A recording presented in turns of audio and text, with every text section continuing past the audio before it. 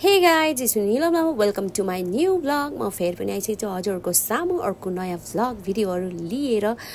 So मलाई चाहिँ कुनै पनि आइडिया थिएन कि म यसरी भ्लग गर्छु होला भनेर हैन।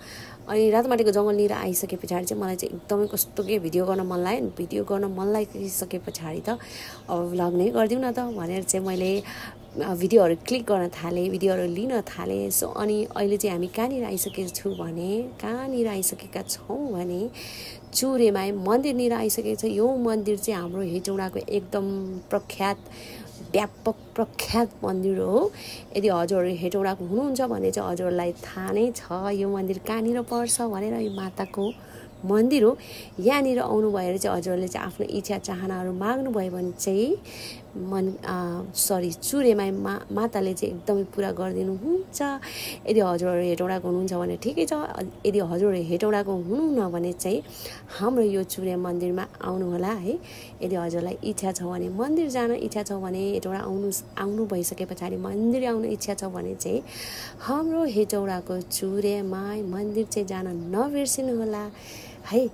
अनि सर जाने क्रममा चाहिँ कति गाडीहरु भेटिए क्या।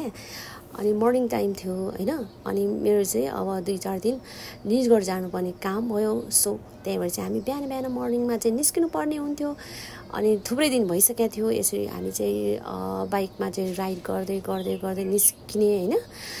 अनि मैले चाहिँ अहिलेसम्म पनि अब भ्लगहरु गरेको थिएन। सो मलाई चाहिँ एकदम गर्न मन लागेको कारणले गर्दाखेरि चाहिँ एउटा याद पनि हुन्छ नि त। एउटा जर्नी हामी चाहिँ यस्तो गरेर चाहिँ यो ठाउँ गएको थियो है भने एउटा याद हुन्छ भनेर चाहिँ मैले भिडियो गरे।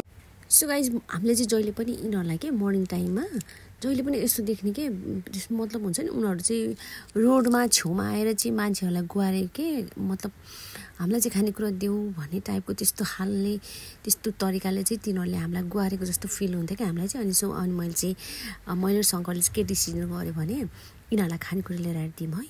खानेकुरा लिएर आएर दिम। अरु ठाउँको बाँदरहरुले त खान पाउँछ, यहाँकोले यिनीहरुले के खान पाउँदैन नि त किनभने वरिपरि घर बस्ती केही नै छैन अनि पसलहरु पनि केही छैन। ल यसलाई चाहिँ हामीले खानेकुरा ल्याएर दिउँ भनेर चाहिँ हामीले चाहिँ सल्लाह गरेर अनि यिनीहरुलाई ल्याएर खानेकुरा दिए। अनि यिनीहरु कस्तो रमाइ खाए क्या बिचारा है। भोकले फाट सुकिरहेको के यताको बादरहरु त लाग्ने हो कि फेरि गाडीहरुले खाउको लैजाऊ कथान टोली आयो अहिले त। मलाई त कस्तो डर लाग्यो नि त तिनीहरुले टोक्छ भनेर मुटु ढुक्छ खाइए बिचारा। अलि भन्दा उतार दिनु पर्यो पक्ने उतार लगेर दिन्छु ल। किन खान्छ अहिले हान्छ तपाईँ हैन हान्दैन के गाडी आउँदै यिनीहरुलाई लाग्छ नि त। ल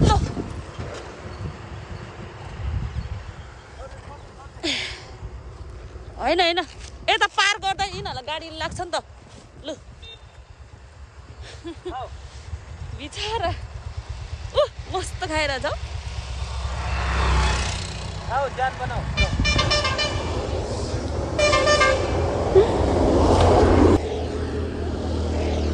ओइ भाकु यो आम्मै तोमा सलार पुरै थाइ देखाएर गयो है। मामो कस्तो साब्रो यार कस्तो छाड हो।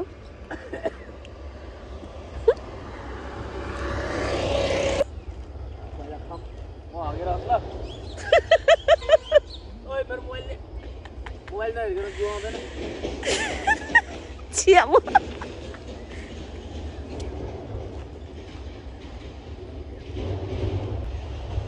गाइस तपाईहरुले बुझ्नुभयो होला नि हैन। बुझ्नुभयो होला नि है। बुझ्नेलाई इशारा काफी छ है। हेर्न सक्नुहुन्छ मेरो बुढा चाहिँ पानी बोकेर झाडी छिर्दैछ हैन।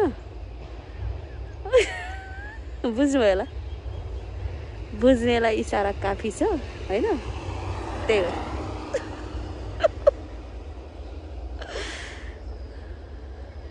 हुन त यसरी जथाभावी दिशा पिसाब त गर्न नहुने हो। तर के गर्नु हिँड्दै जाँदा बाटोमा अब भन्ने बित्तिकै टोयलेट त भेटिँदैन।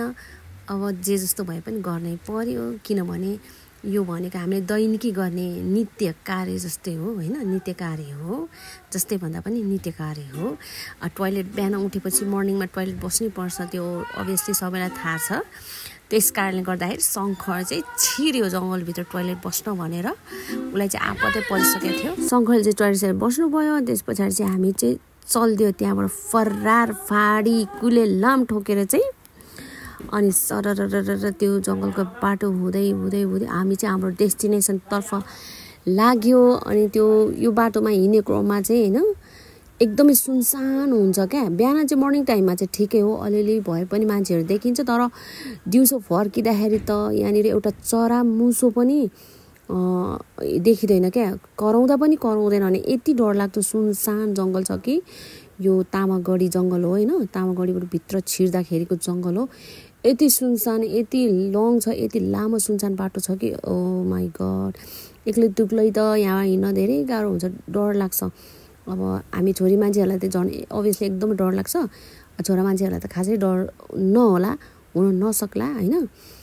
किनभने अब छोरा मान्छेहरू भनेको अलिकति मन बलियो कठोरै हुन्छ क्या हामीलाई छोरी मान्छेहरूलाई त डरै लाग्छ यो ठाउँमा मलाई त एकदम डर लाग्यो होइन डरै लाग्छ यो ठाउँमा किनभने यति सुनसान छ कि यो बाटो है मैले अघि पनि हजुरलाई भनिहालेँ अनि किनभने हामीलाई चाहिँ हतार छिरछिर आफ्नो डेस्टिनेसनमा पुग्नु थियो त्यस पछाडि चाहिँ मैले भिडियो क्लिक गर्न पाइनँ अहिलेलाई यति नै अर्को नेक्स्ट ब्लगमा भेटौँला गाइज है सो ब्लग चाहिँ हेरिदिनु होला है छोटो मिठो छ अहिलेलाई चाहिँ बाई बाई